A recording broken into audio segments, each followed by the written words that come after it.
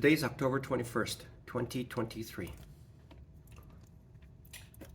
I feel like I have left the orbit of Earth.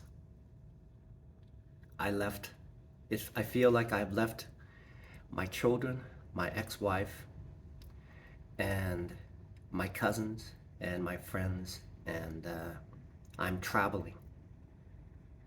I feel like I've broken out of the solar system and I'm going somewhere. And I feel like I'm going to this place called End of the Universe. And this journey is essentially day trading. But what's on planet Earth is reminding me of who I am and keeps reminding me of who I am at a certain situation.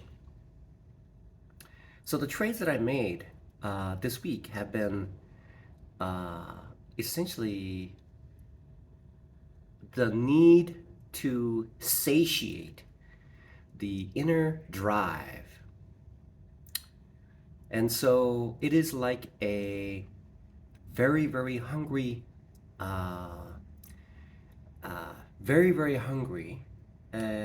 border collie tied to a leash, and the owner is holding the border collie from getting to the food.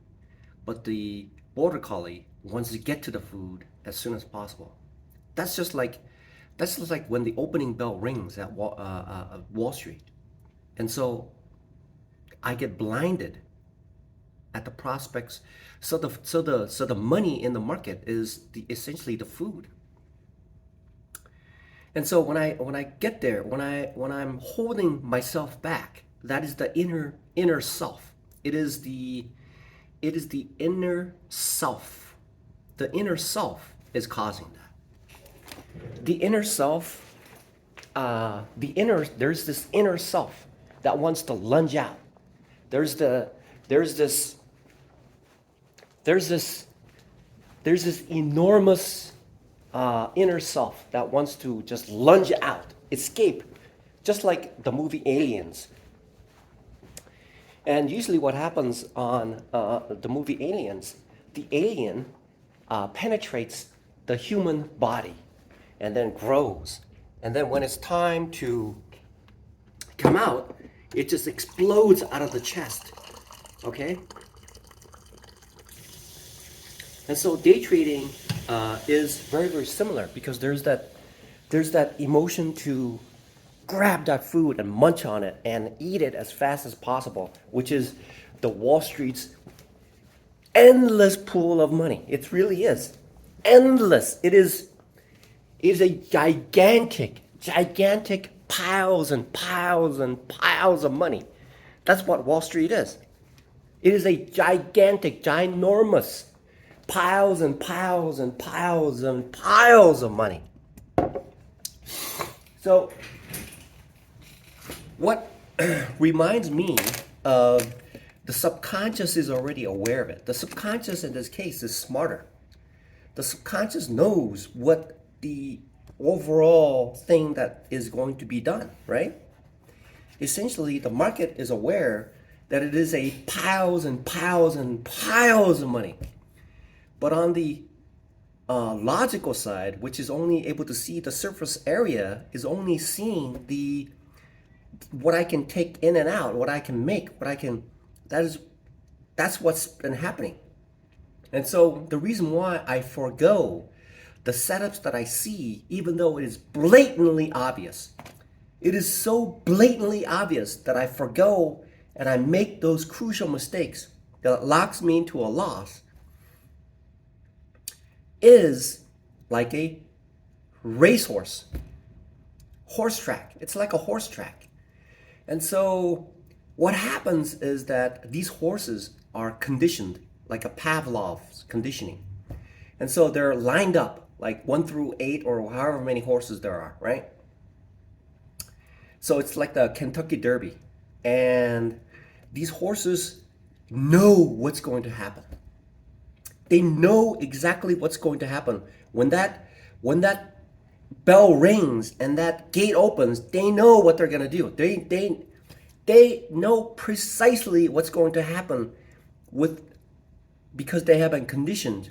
They have done this over and over and over again, and they have this built up energy. The owner and the trainers have filled them with food and energy to get them ready for this race. And then when they're corralled into that confined space with the jockey on top, and and the horse is restless. It's every muscle is like pulsating to get things going.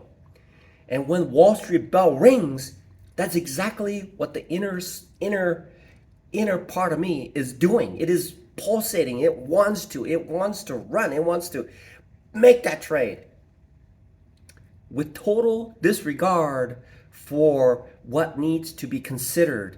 And that is why the 95% lose money. Essentially, that's what it is. Sometimes the market goes in my direction the way that I'm thinking, and so it helps out, and it does. But it gets tapered. It gets tapered into thinking, and then I exit the trade because I might lose that money. So much so in my trading career, it has been psychological. The psychology blinds me. It blinds me from seeing what is real. And the inner turmoil creates this blindness that makes it even worse. So essentially, day trading is corralling that thoroughbred, that horse race, that horse that's ready to just pounce. And the best way to do is holding on to that nervous energy, suppress it and release it at a point. It's like the horse is still, just still. And then when that gate opens, it just boom, explodes. And that explosion, like release of a electric battery. As soon as you turn the switch, the battery is at full power, full thrust. It's being exerted at a peak level. And then it just goes until the race is over. So the critical component at this juncture for me now is to control that inner thoroughbred, that racehorse,